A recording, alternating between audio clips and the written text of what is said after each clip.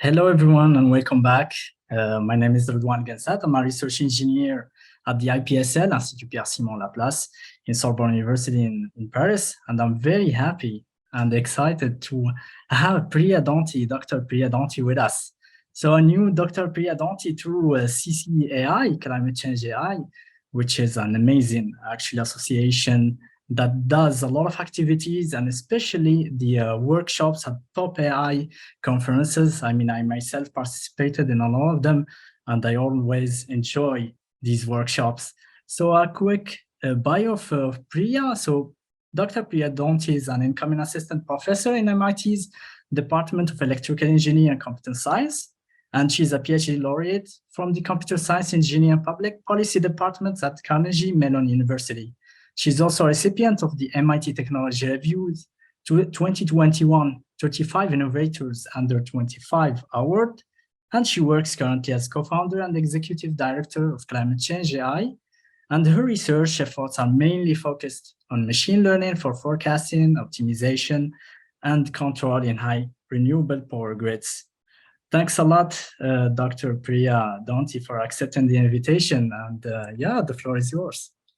Awesome. Thanks so much, Redouane, and all the organizers for putting this event together. And I'm really excited to share my talk with you, but also to invite questions and discussion from the audience afterwards. So yeah, as mentioned, my name is Priya Danti, and today I want to talk about the relationship between AI and climate change. So climate change is one of the most pressing issues that we as a society are facing today. And we're already feeling its effects, from storms to droughts to fires to flooding. These impacts are being felt globally, and they are disproportionately being felt by the world's most disadvantaged populations, creating a real imperative to act quickly on this issue. In Morocco, for example, I think we'll see, a large proportion of the population lives on the coast. So of course, flooding and sea level rise are huge threats to the Moroccan population.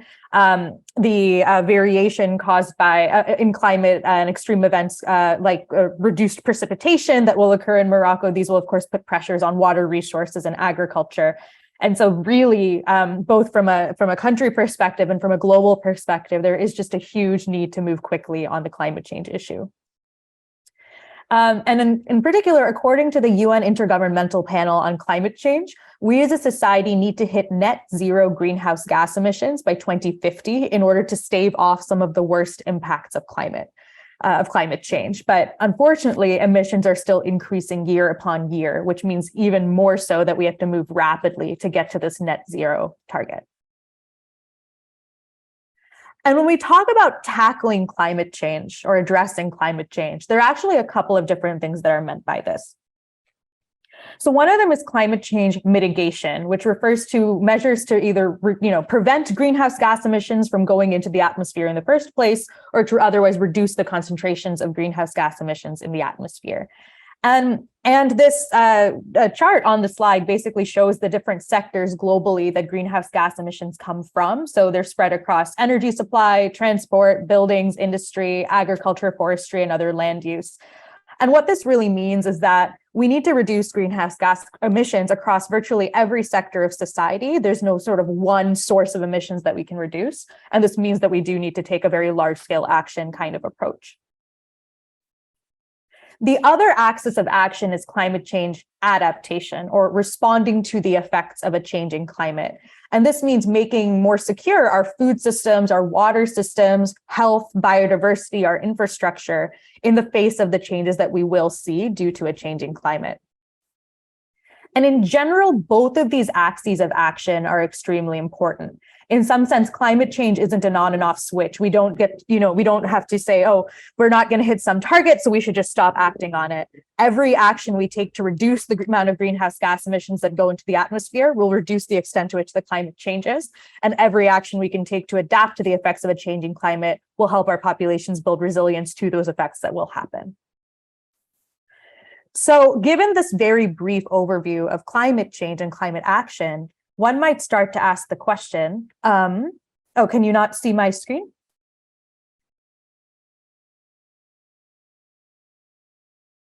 Okay, I think someone said they can't see the screen, but hopefully you can see it. Actually, we are seeing it. Okay. I mean, it's working. Yeah, it's working. Okay, wonderful. So I'll keep going. Yeah. So given this huge imperative to act on climate change, one might ask the question, how does AI actually fit in? And today I want to talk about the sort of multifaceted relationship that AI and climate change have with each other. So the first is that AI can be used to actually help address climate change by helping with climate change mitigation and climate change adaptation, the two kinds of actions that I described on the last slide. At the same time, AI is a multi-purpose technology. It can, be used in many different ways and for many different applications. And some of these applications are actually ones that directly increase greenhouse gas emissions or have uncertain or big systemic impacts across society in ways that then will go on to actually impact climate change. And in addition, AI technologies themselves run on hardware. They consume electricity to actually run their computations. And this also has an impact on greenhouse gas emissions and on climate change. So I'm going to talk through each of these axes with a sort of predominant focus on that top left corner of how AI can be used to address climate action. But I bring this up because since the theme of, this iteration of the Morocco AI conference is towards a national AI strategy, really what we should be at the forefront of our minds is how do we align the use of AI with climate change goals by both leveraging it in ways that are useful, but also addressing those ways in which it's actually maybe hindering progress on climate goals. So first, diving in, right? How can AI be used to actually help address climate change?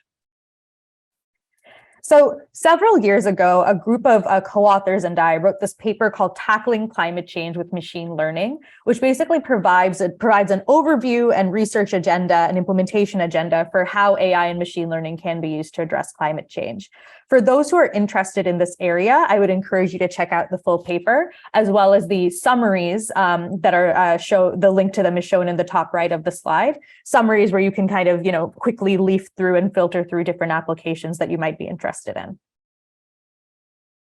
And in that paper, we talk about how AI and machine learning can foster climate change mitigation and adaptation across a wide variety of sectors: electricity systems, transportation, buildings, agriculture, industry, and so forth. And we also talk about how AI can be used to enable various frameworks like policy and finance that can then actually further contribute to the implementation of mitigation and adaptation strategies. So in the paper, we cover, dozens and dozens of different applications, and I won't be able to talk through all of them today. But what I hope to do is give a sense of different themes that emerge across these different sectors to just give a sense of where can AI and machine learning maybe play a role. So first, to dive in, AI and machine learning have often been used to help gather decision-relevant information where it doesn't already exist. For example, by analyzing satellite imagery at scale or large amounts of text documents at scale in order to provide these kinds of insights.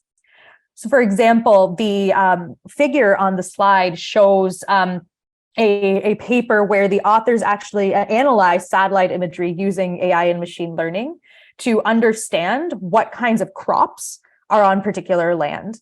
And to understand sort of the probability that a crop is on a particular land, the kind of yield of that crop, and so forth. And the whole idea is here, as agriculture is going to be affected by climate change going forward, as we start to face droughts, as we start to face various changing climatic conditions that affect agriculture, we want to have a good understanding of what kinds of crops are there, how these might be affected by future climate change, and as a result, how we can actually adapt. And so machine learning and satellite imagery have been used to give this kind of insight. And in general, there are lots of ways that machine learning has been used to do things like analyze satellite imagery to provide better emissions inventories for countries that can't necessarily, don't have the capacity to collect very detailed on-the-ground emissions inventories, or to detect deforestation, or to figure out where energy efficient infrastructure is, or even to come up with more accurate maps of the elevation of coastlines in order to help better analyze how flooding may affect a particular country. as I mentioned before, right, because so much of the population of Morocco lives on the coastline, and flooding and sea level rise are, anticipated to unfortunately affect these populations significantly, really thinking about, can we use machine learning to really get us some proxies for decision relevant information in places where we don't have the capacity to collect that information in detail on the ground, can be a potentially useful tool to have in the toolkit. Another area where AI and machine learning can play a role is forecasting. So I understand that Morocco has a sort of goal to get to half of its electricity to be produced by renewables by 2030, with a lot of that being solar and wind.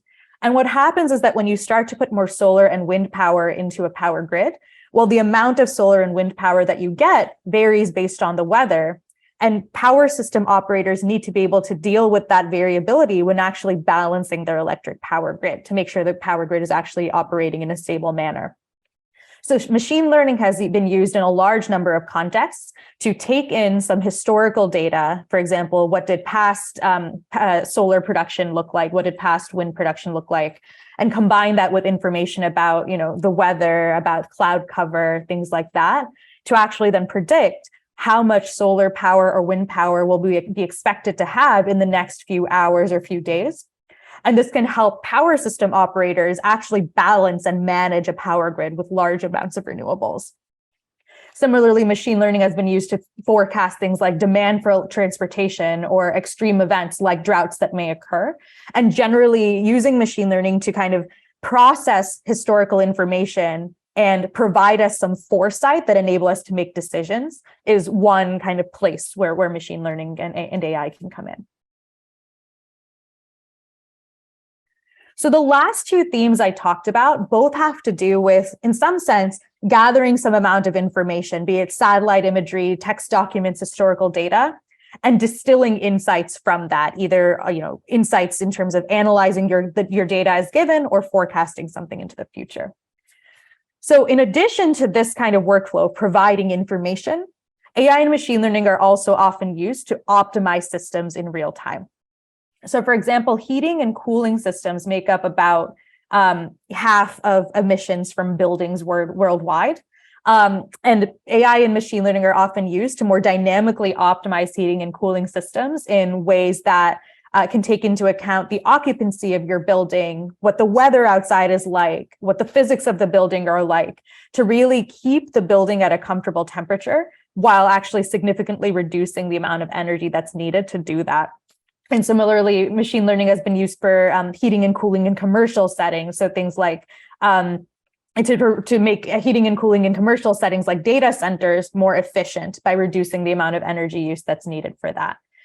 So in general, kind of these settings where you have some kind of, real-time optimization where you want to improve the efficiency of it, and this can be potentially automated, machine learning can basically take in heterogeneous data and analyze that to see if that there are efficiencies that can be introduced into this.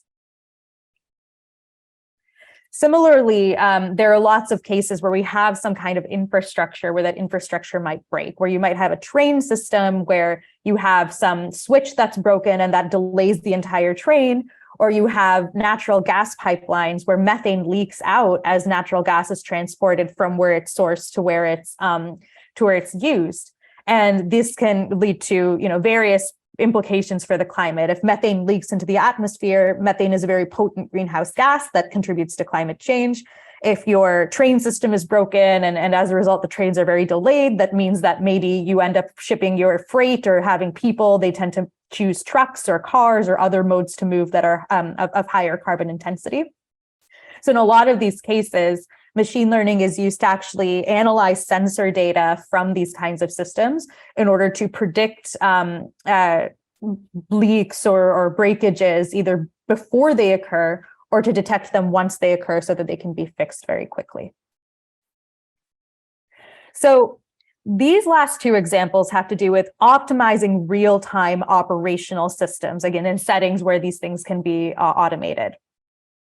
There are also places where AI and machine learning can actually help accelerate the scientific process or the engineering discovery process in ways that can actually help us facilitate kind of future implementations or future workflows as well. So for example, there's been a lot of work that's been trying to discover the next generation of battery, maybe a battery that for an electric vehicle has, is able to hold a lot of charge, for a power grid, for a battery that's cycling and hooked up to a power grid and charging and discharging a lot, maybe one that doesn't degrade if you charge and discharge it a lot. So different batteries need different kinds of properties to succeed in different climate change related workflows. And the challenge is when you try to design a battery, this is often a process of trial and error. You have some experiments where you've tried to design a battery, you look at those experiments, you figure out what battery you try next, you test out the battery, which takes many months, and then you look at those results and try again. And so machine learning has been used to actually cut down the number of design cycles you actually need to do to make a better battery by actually analyzing the outcomes of past experiments and then suggesting which experiments make the most sense to try next. So for example, the figure on the screen is from a paper by Sendek et al. In 2020, which has now actually grown into a startup called AIonics, which is actually doing this at a commercial level. And then a last theme I want to share is that AI and machine learning can be used to actually approximate time-intensive physical simulations that basically need to be run for climate change-related workflows, but are very computationally expensive, difficult to run. And as a result, we both can't run them in the ways that we want to, and we actually produce maybe a lot of emissions in running them. So these are things like the large-scale climate models we use to actually figure out how the climate is going to evolve, or models that we use to actually optimize energy systems, or models that we use to plan cities. And so machine learning can be used to actually approximate parts of these simulations in order to slim down the overall simulation and make it less computationally intensive and faster to run. So for example, the figure on the slide here is from a paper that was trying to taking steps towards actually approximating the physics of clouds within climate models, which are very expensive to run. And that way you can come up with maybe an approximate physical model for your cloud, and then stick that back into your climate model so the overall thing is faster to run. So this is my overview of themes of how AI can be used to address climate action, or to contribute to climate action, both by providing decision relevant information, by helping us optimize operational systems in real time to make them more efficient, and also accelerating our processes of science and engineering. There are lots of ways in which sort of existing AI and machine learning techniques that work out of the box, can be employed today in these settings. But also maybe for those who are coming from an AI or machine learning research background, there are also lots of opportunities for innovation. For example, themes like physics-informed and robust machine learning, interpretability, and uncertainty quantification. These come up in a lot of settings where we're using machine learning in an engineering system, where we're using machine learning in a policy setting, where there's actually a lot of research in terms of how to make the machine learning methods themselves better suited for these kinds of settings. And in general, if you are working in this area of sort of machine learning innovation, the specific demands of the climate change domains you're thinking about should really shape the direction of innovations that you're pursuing. And so I'd encourage folks to check out this ICML 2022 tutorial that I and my two Climate Change AI co-founders gave to learn more about that. So I've hopefully motivated that there are lots of different places where AI can play a role in climate action. But how do we make sure that we do this well? How do we make sure that we do this responsibly? And to think about this, maybe we turn to this discourse on responsible and ethical AI, where there are lots of different themes that come up in this discourse about how can we make sure that when we're using AI in a real world setting, we are kind of doing so in a fair, accountable, and transparent way. And this discussion is absolutely relevant for the way we think about AI in climate action. So for example, one topic that often comes up in the responsible AI literature is around biases. Biased data can lead to biased outcomes, and the way that we design models also can lead to various kinds of biases. And this comes up in climate settings as well. For example, there's work that uses machine learning to try to predict which buildings are likely to be good for energy efficiency interventions, so things like installing insulation in a building. But In the US, for example, there's a huge history of housing discrimination. So people based on their race being denied housing in certain places, and investment in housing in different places being very different based on factors such as race. And so if you use this historical data to then predict, well, which buildings are going to be, cheaper to retrofit or things like that, you're going to end up selecting for buildings that are already in maybe a very good state, and have had a lot of investment, are relatively modern, and that don't have asbestos in the roof. And so this is going to really affect, who actually gets to benefit from innovations in this particular space. So really thinking about, what biases and histories does my data really represent, and how does that show up in the way that I analyze this data becomes really important to think about. There are also various ways in which when we design our models, we might bake in various biases that we think about. So for example, weather models that are developed in Europe, they have to be calibrated on real data. And the calibration is often better on the data that they actually care about, which is data, for example, collected in Europe.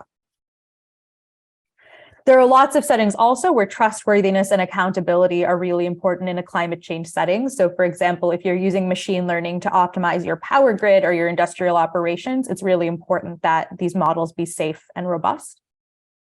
And in policy-making contexts, if you're using machine learning to inform some kind of policy decision, then it's really important that your models are interpretable and auditable.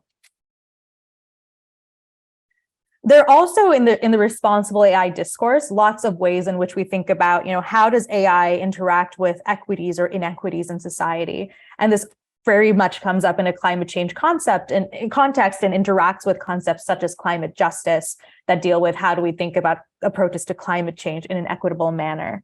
And here it's important to think about, well, AI and machine learning are often more available and accessible to stakeholders with a lot of money, like industrial agriculture, but they're not as accessible necessarily for smallholder farmers, stakeholders who maybe don't have as much money or power.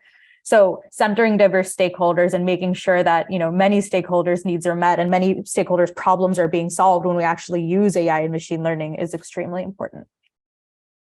In addition, it is today the case that a lot of AI compute and capacity and expertise are concentrated in certain geographies and among certain institutions.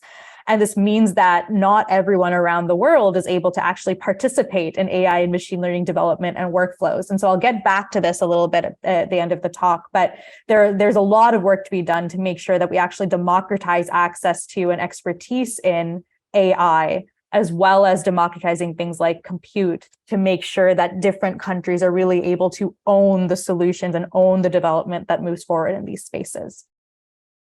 And it's also, of course, important to avoid factors like digital colonialism. So there's unfortunately this practice very much in the West where, because you have, satellite imagery that's available all around the world, it's really easy and tempting sometimes for researchers sitting in the US to say, well, I can analyze this global satellite imagery and draw inferences about any country around the world. And that's not how it works. You really do need on-the-ground knowledge and information to really understand how to actually interpret this data and how it's actually usable in a local context. So in addition, different countries have very different privacy regulations around data. So for example, smart meter data in India faces very different privacy regulations than smart meter data in Europe, which can mean that, smart meters, information about electricity consumption in individual homes is more so in danger in India than in Europe.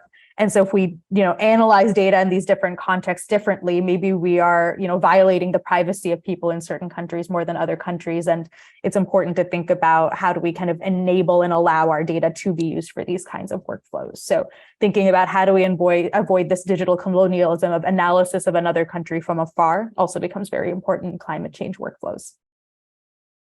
And then last but not least, it's of course very important to avoid greenwashing and techno-solutionism in these kinds of contexts. So AI and machine learning are very flashy. It's very, tempting for a lot of companies to basically come up with some very fancy technological solution to climate change and, put that on all their marketing platforms and really push that as to demonstrate that they're being green. And it's worth noting that AI is not applicable everywhere. There are lots of climate change solutions that are low tech, and that we shouldn't kind of leverage AI to just make a big splash in terms of the news of how we're addressing climate change. We really should be measuring a climate change related measure on its own impact. So avoiding this greenwashing and techno-solutionism becomes very important. Okay, so having given this overview of how AI and machine learning can be used to help address climate action, and hopefully some important, considerations to think about to do this responsibly, I now want to move on to the kind of, rest of the talk in terms of thinking about, well, okay, great, AI can be used to help address climate action, and people working in this area should absolutely get involved in doing so. But even if you're not explicitly working on climate, how should you be thinking about potentially the climate impacts of your work? Arguably, AI shapes society. AI is creating huge changes across society. And so if you're an AI and machine learning researcher, your work affects the climate, whether you are a climate researcher or not. So for example, AI is often used in ways that increase greenhouse gas emissions. So AI is used, for example, to facilitate oil and gas exploration and extraction in industries like oil and gas. And according to a report from Greenpeace, AI technologies have boosted production levels in some cases by as much as 5% and could generate, billions of dollars, hundreds of billions of dollars in revenue for the oil and gas sector by 2025. If AI is being used to accelerate oil and gas, and that is impeding the transition to low carbon and renewable energy by making these technologies cheaper, that's not necessarily good for the climate and for our ability to transition to a cleaner power grid. And so thinking about how do we actually deal with these kind of effects when we, for example, shape our own work as AI and machine learning practitioners, or shape a national AI strategy to think about what kinds of applications should AI be used for, it's really important to consider how do we actually mitigate or reduce the effects of these kinds of applications. In addition, there are lots of AI applications that we actually have huge impacts on the climate, but we don't necessarily immediately think of them as climate relevant. And yet we really should think about their climate impacts when we're actually figuring out how to go about them. So for example, AI is a key technology in autonomous vehicles. And autonomous vehicles may end up being good or bad for the climate, depending on the choices that we make. If we kind of facilitate autonomous vehicles that move us towards private and fossil fuel transportation, well, autonomous vehicles might cause us to drive more, they might cause us to use more private vehicles, and that will increase emissions. Whereas if we develop autonomous vehicles in a way that prioritize low carbon, public, multimodal transit, for example, autonomous buses that help to connect different parts of public transit systems, then this can potentially help reduce emissions. So we really need to think about, as we use machine learning for transformative technologies like autonomous vehicles, what will the impact on climate be? And how can we actually shape those impacts and shape the direction of the development of the technology in ways that then actually, are aligned with climate change? In addition, machine learning is often used for applications like personalized advertising or on-demand delivery that really increase societal consumption. This, of course, has impacts on greenhouse gas emissions.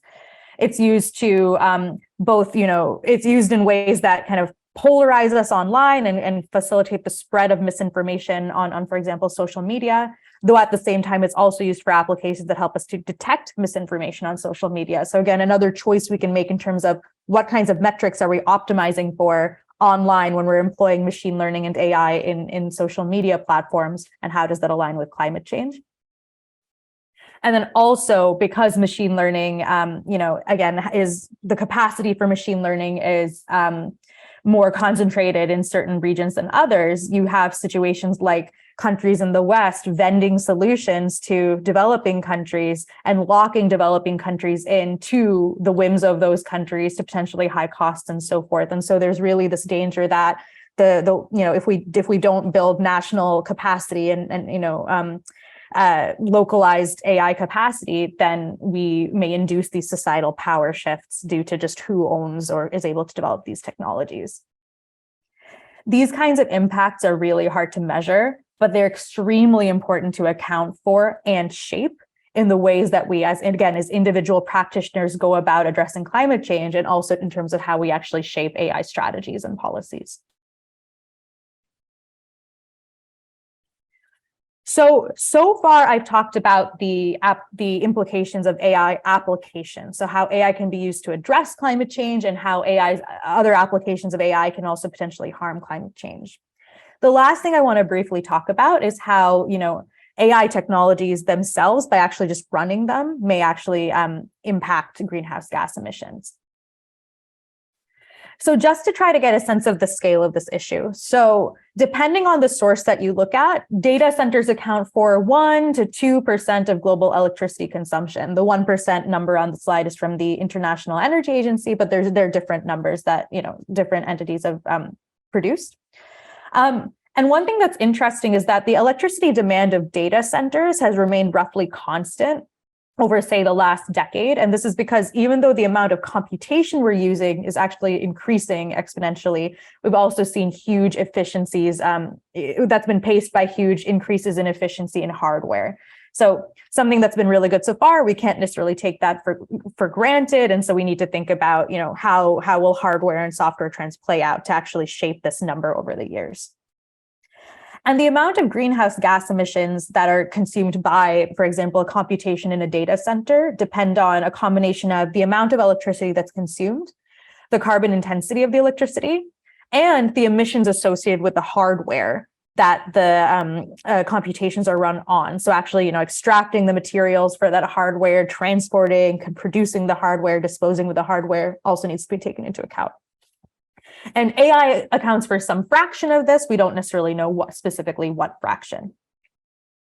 So this is a kind of like macro level analysis, thinking about, okay, what did the data center emissions look like? Can we think about where the mechanisms for these emissions come from? And, maybe AI is some fraction of this, and we don't know what fraction. On a kind of micro level, just looking at the kind of individual AI models and the growth in AI models over time, there really has been a growth in the size of the largest models over time. So various papers have flagged that there are lots of huge energy requirements for the training and development of such models. And unfortunately, these aren't systematically reported on. So there's a huge need for measurement and reporting.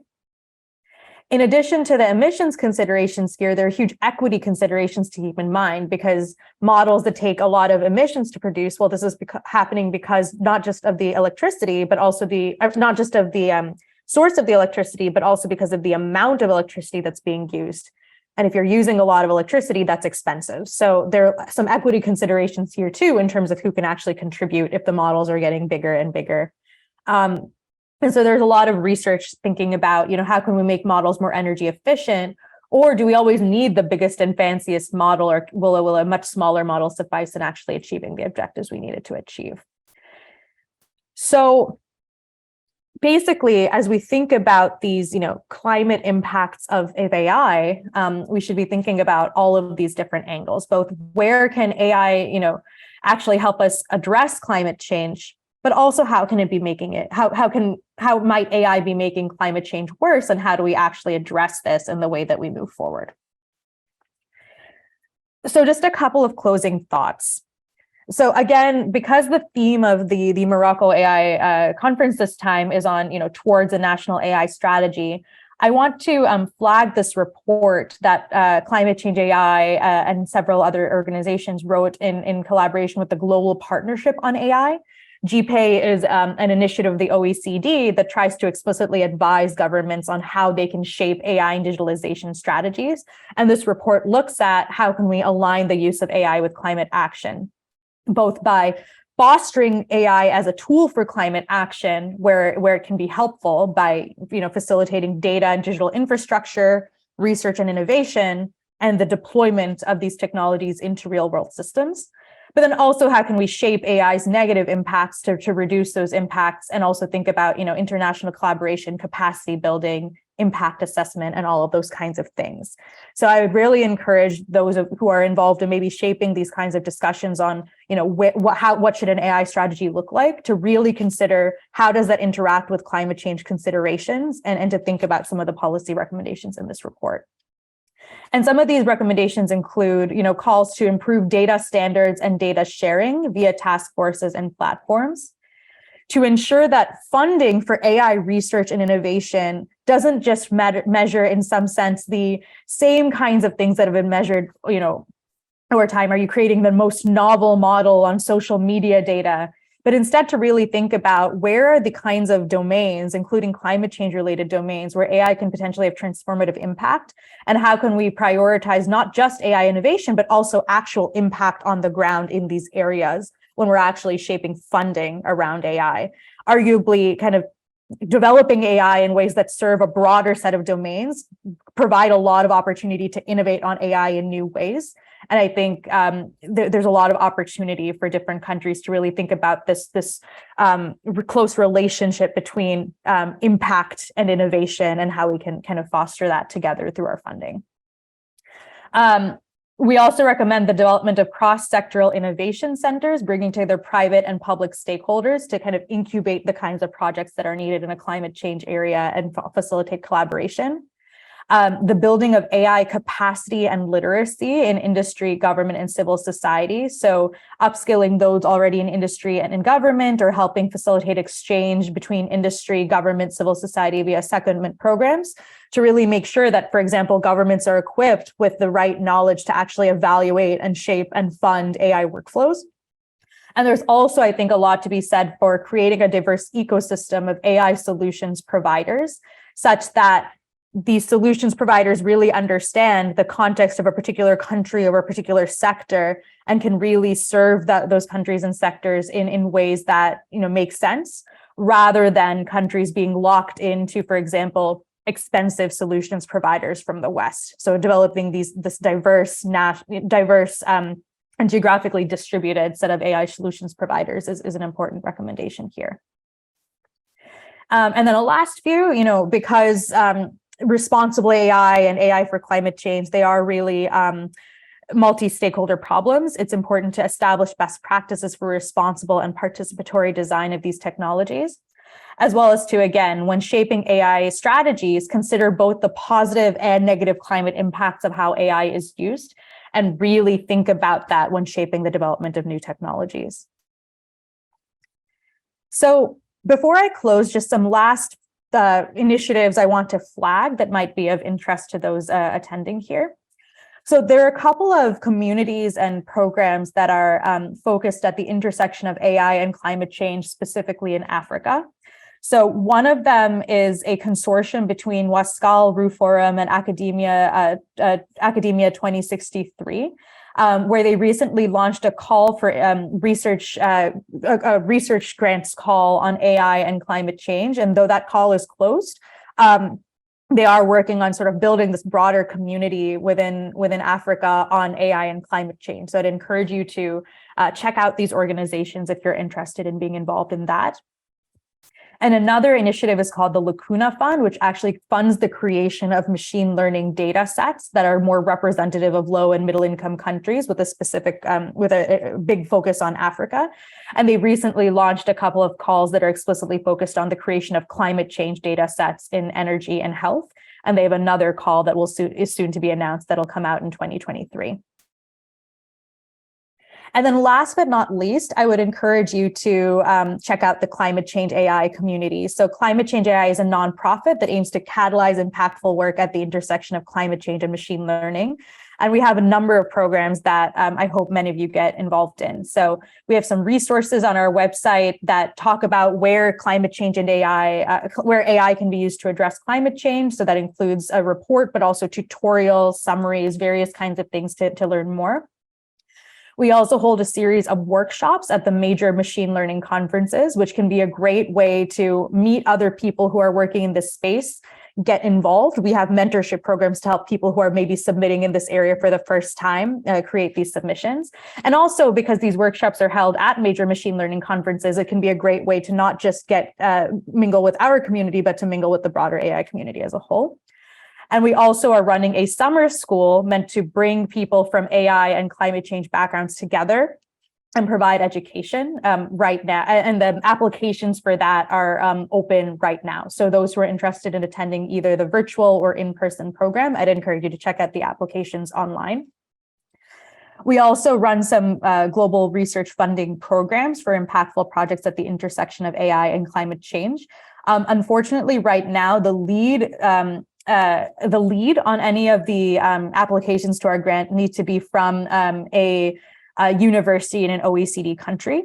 But we really encourage collaborations between these institutions and institutions from around the world. So if you're interested in potentially taking advantage of this funding, you can use, for example, our community platform and our online platforms to find collaborators and build teams. And then generally, I would encourage you to check out our community platform, our newsletter, our blog to learn more about what's going on in the space, in addition to our webinars, biweekly happy hours, reading groups, and other meetups. And then finally, if you're interested in the policy space around AI and climate change, I would encourage you to check out this global partnership on AI report that I referenced earlier, as well as some of our events at the UN Climate Change Conference.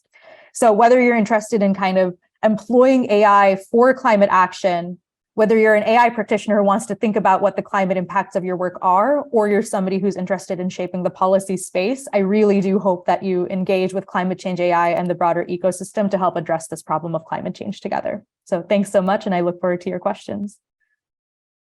Many thanks to you, Dr. Priyadanti. That was a really excellent talk as usual. And I personally enjoyed this talk, and especially the recommendations that would be very helpful to us.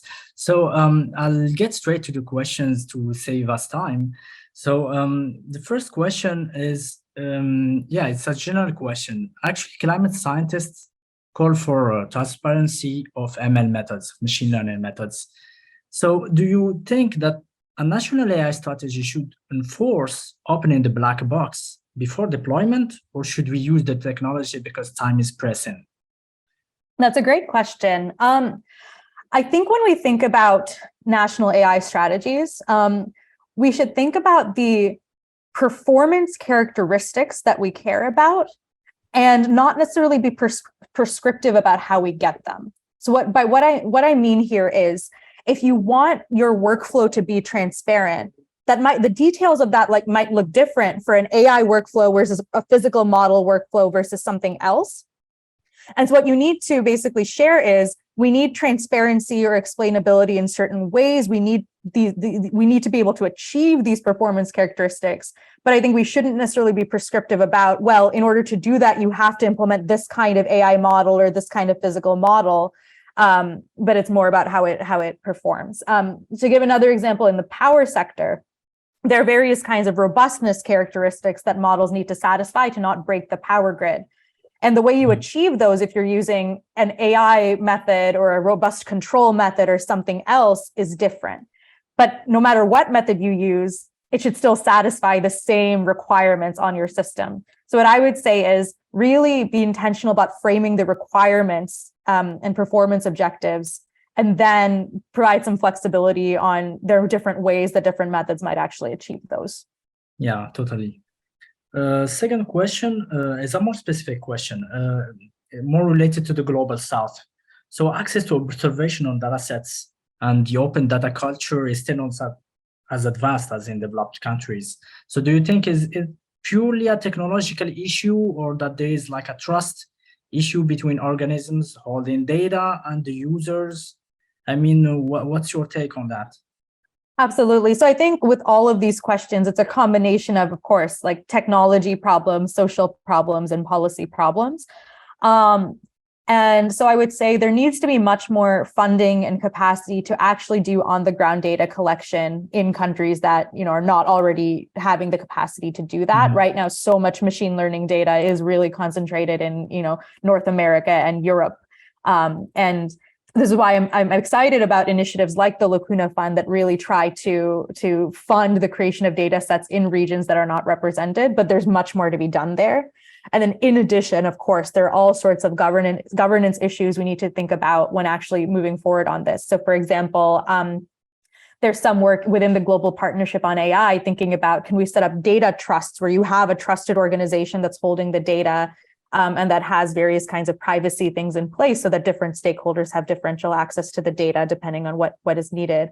There are also things like the CARE principles, the indigenous data principles, thinking about how do we make sure that the communities whose data this is actually, financially and otherwise benefit from this and have, don't have various, for example, indigenous principles or things that are held sacred violated by this push for open data. So there's a lot to think about in terms of funding, capacity, technology, governance in this area. Yeah, that's great. So yeah, if people here are, attending and are interested in creating data sets, they can check the Lacona Fund, for example.